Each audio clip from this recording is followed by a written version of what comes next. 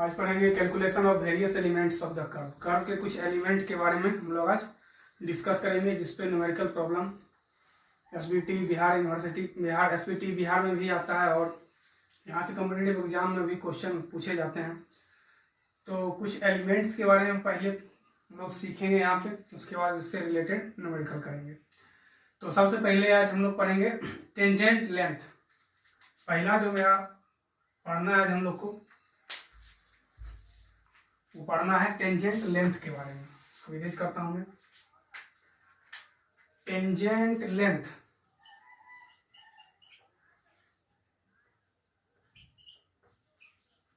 या इसको हम लोग लेंथ ऑफ टेंजेंट भी बोलते हैं और इसको हम लोग टी से डिनोट करते हैं। यानी यहां से लेके यहां तक का लंबाई कितना होगा ये निकालना है।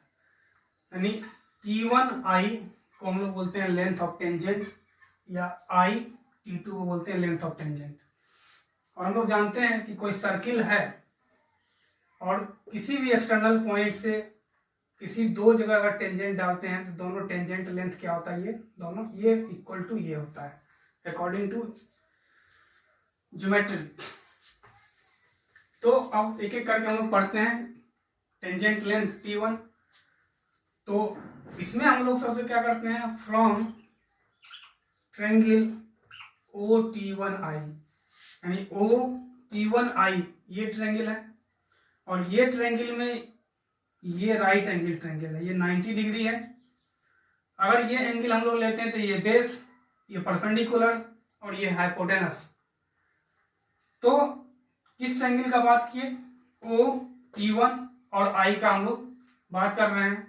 इसमें हम लोग tan डेल्टा/2 हमको ये निकालना है। तो tan डेल्टा/2 ये एंगल लिए तो ये परपेंडिकुलर होगा और ये बेस होगा।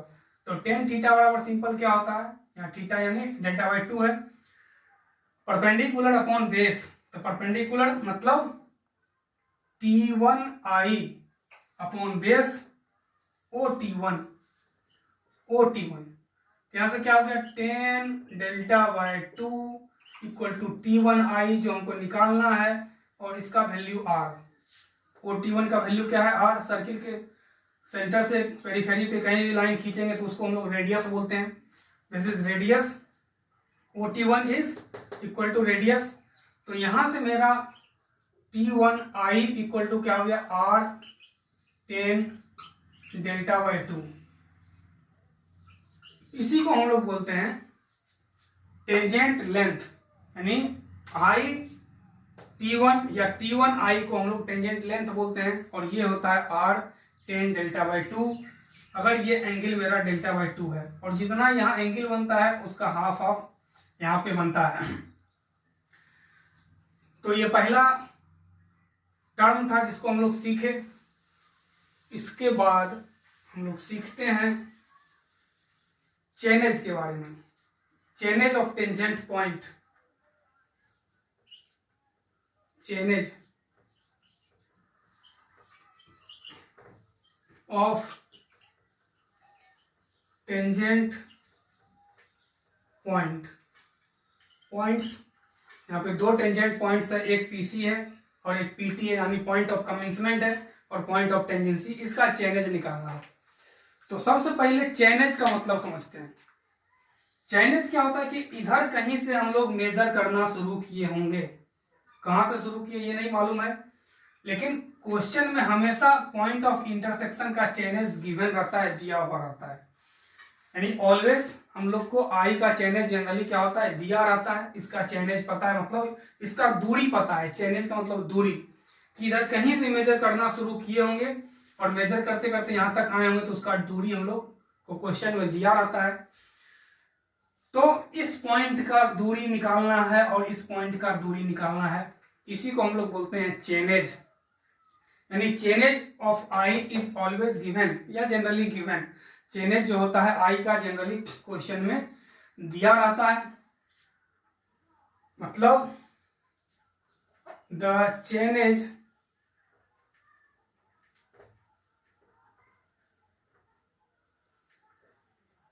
Chainage of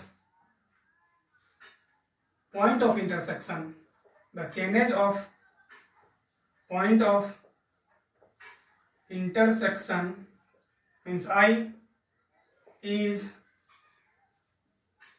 generally given। फिर से समझते हैं इसको हम लोग कि चेनेज मीन्स होता क्या है। कहीं से हम लोग मेजरमेंट चेन से लेना शुरू किए, उसी को चेनेज बोलते हैं। डिस्टेंस को यहाँ पे चेनेज बोलते हैं। सही, इसका मान लेते हैं कि 500 मीटर चेनेज दिया हुआ है, यानी इधर से हम कहीं से मेजर करना शुरू किए होंगे और इसका दूरी कितना होगा उस पॉइंट से। कहां से मेजर करना शुरू किए ये नहीं पता है, लेकिन उस पॉइंट इस आई का दूरी इधर से कितना है मेरा 500 मीटर। तो इसी 500 मीटर को बोलते हैं चेनेज ऑफ आई। तो उसी तरह से हमको निकालना है चेनेज ऑफ T1 और चेनेज ऑफ T2। तो आई का चेनेज तो हमेशा दिया रहेगा क्वेश्चन में, तो हम लोग मेरा मेन मोटो क्या निकालना, चेनेज ऑफ T1 और चेनेज ऑफ T2। तो देयरफॉर हम यहां बोल सकते हैं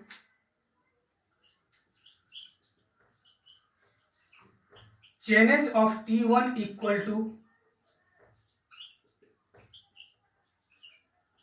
chainage of IE।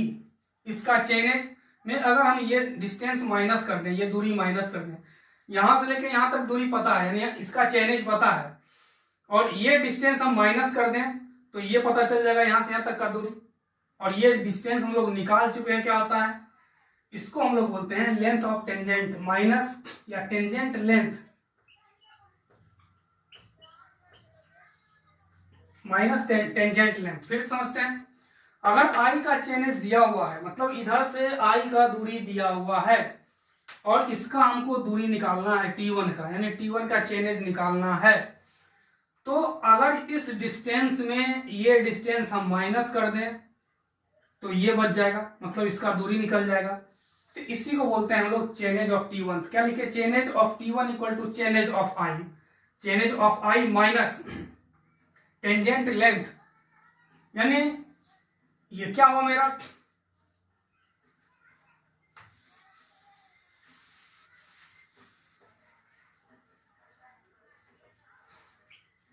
Chainage of T1 equal to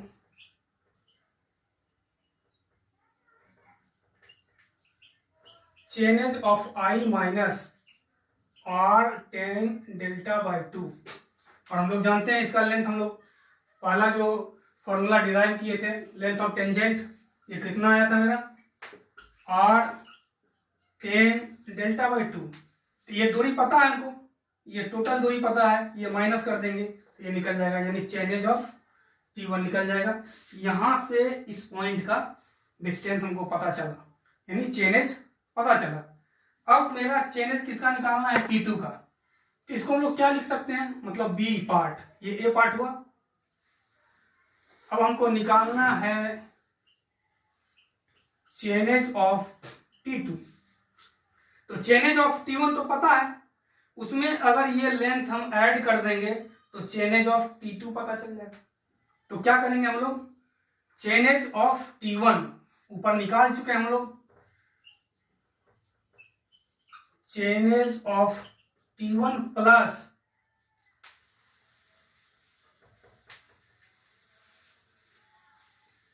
length of curve, length of curve, मतलब इसका चेनेज में ये दूरी ऐड कर देंगे तो यहां से लेके यहां तक का दूरी निकल जाएगा, यानी चेनेज ऑफ T2 निकल जाएगा।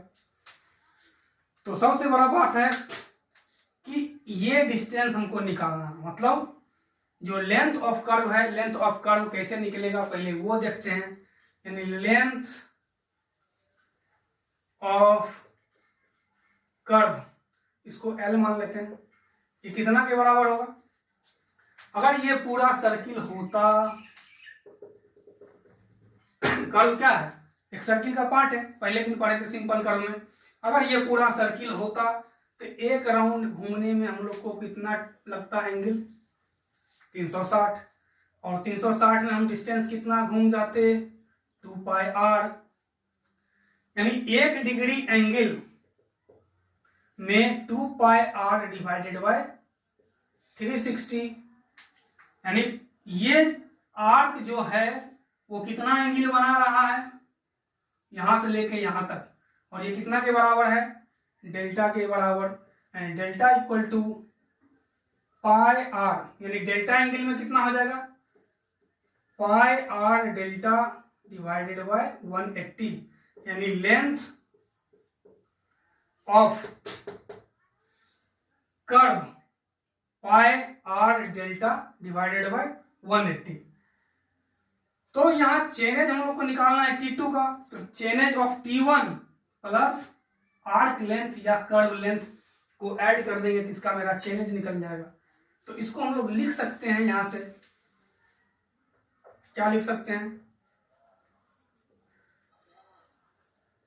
Chainage of T1 plus pi R delta upon 180। तो ये मेरा चेनेज ऑफ T2 हो गया, ये चेनेज ऑफ क्या हो गया, T2 निकल गया। यानी तीन चीज निकाले हम लोग, tangent length, chainage of T1, chainage of T2, ये तीन टर्म निकाले। उसके बाद हम लोग निकालते हैं एक्सटर्नल डिस्टेंस के बारे में। एक्सटर्नल डिस्टेंस, इसको ई से शो करते हैं, जो कि फिगर में यहां दिखाया गया है। यानी हमको ये दूरी निकालना है, इस पॉइंट से लेके इस पॉइंट की दूरी को हम लोग को क्या करना है, निकालना है। तो फिर इसी ट्रायंगल में हम लोग सोचते हैं, ये डेल्टा बाई 2 है और ये पूरा मतलब ये निकालना है और ये आर है, तो ये कितना हो जाएगा, एक minute, external distance E equal to length I D, यानी ये जो एक्सटर्नल डिस्टेंस है इसी को हम लोग आई डी बोलते हैं। यही हम लोग को क्या करना है, निकालना है। आई डी को क्या करना है, कैलकुलेट करना है। यानी आई डी को हम लोग लिख सकते हैं ओ आई माइनस ओ डी। ओ आई पूरा डिस्टेंस में अगर ये डिस्टेंस हम माइनस कर दें तो ये बच जाएगा। तो सबसे पहले पूरा डिस्टेंस हम लोग निकालते हैं। यानी पूरा डिस्टेंस निकालने के लिए हम लोग को इस ट्रायंगल में जाना पड़ेगा, ये राइट एंगल ट्रायंगल, और ये अगर निकालना हो हम लोग को तो हम लोग लिखते हैं कॉस डेल्टा बाई 2। तो कॉस बराबर क्या होता है, बेस अपॉन हाइपोटेनस। तो बेस कितना है मेरा, आर। एक्चुअली में हम लोग ये निकालना चाह रहे हैं, आर, और हाइपोटेनस क्या है, ओ आई। यानी ओ आई हम लोग को निकालना है तो क्या होगा, R divided by cos delta by 2, यानी आर सेक डेल्टा बाई 2। ये टोटल दूरी कितना निकला, आर सेक डेल्टा बाई 2। इसको फिर से देखते हैं, इस ट्रायंगल में जाते हैं, यानी ट्रायंगल यहां लिख देते हैं, from triangle O T1 I में cos delta by 2 equal to O T1, इसकी जगह लिख देते हैं हम लोग ओ T1 डिवाइडेड बाय ओ आई, और ओ आई कैलकुलेट करना है तो ओ आई इधर आ गया, और ओ T1 की जगह ये R divided by cos theta, यानी O I equal to R, और 1 बाय कॉस थीटा को हम लोग सेक थीटा बोलते हैं, यानी सेक डेल्टा बाई 2। अब यहां से ये निकल गया और इसका वैल्यू आर के बराबर होता है, ओ डी बराबर। तो यहां से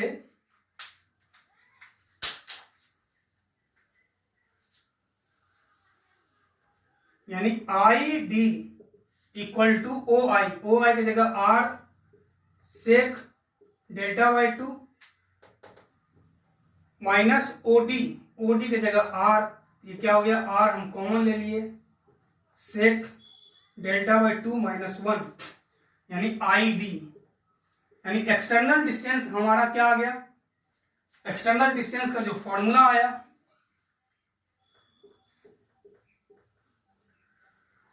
are sec delta by 2 minus 1, यानी ये निकल गया R sec delta by 2 minus 1। इसी को बोलते हैं हम लोग एक्सटर्नल डिस्टेंस। एक्सटर्नल डिस्टेंस के बाद एक लास्ट टर्म इसमें और है, जिसको भी हम डिफाइन करते हैं, जिसको हम लोग बोलते हैं मिड ऑर्डिनेट। और मिड ऑर्डिनेट के बारे में डिफिनीशन में पिछले वीडियो में पढ़े थे कि मिड ऑर्डिनेट क्या होता है, कि कर्व का जो मिडिल पॉइंट है और कॉर्ड का जो मिडिल पॉइंट है उसके बीच के डिस्टेंस को हम लोग मिड ऑर्डिनेट बोलते हैं। The distance between mid point of the chord and mid point of the curve is known as mid ordinate. तो इसको हम लोग मैथमेटिकली निकालने का कोशिश करते हैं। मिड ऑर्डिनेट, इसको m से डिनोट करते हैं हम लोग। एक्चुअली में ये निकालना है हमको,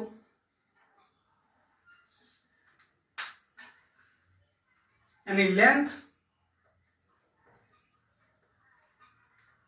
एफ डी, एफ और डी के बीच का दूरी को हम लोग को क्या करना है, कैलकुलेट करना है। तो इसको हम लोग लिख सकते हैं O D minus O F.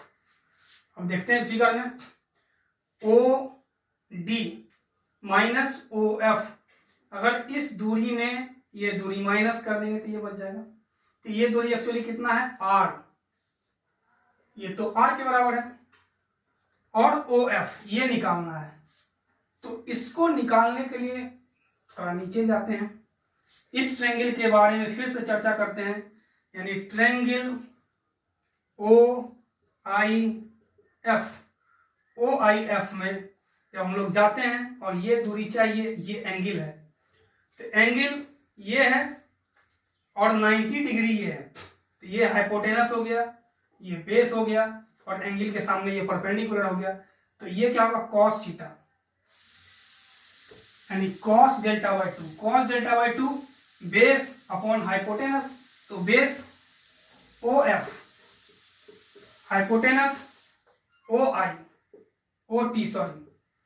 तो cos delta by two equal to O F, तो हमको निकालना ही है यहाँ पे।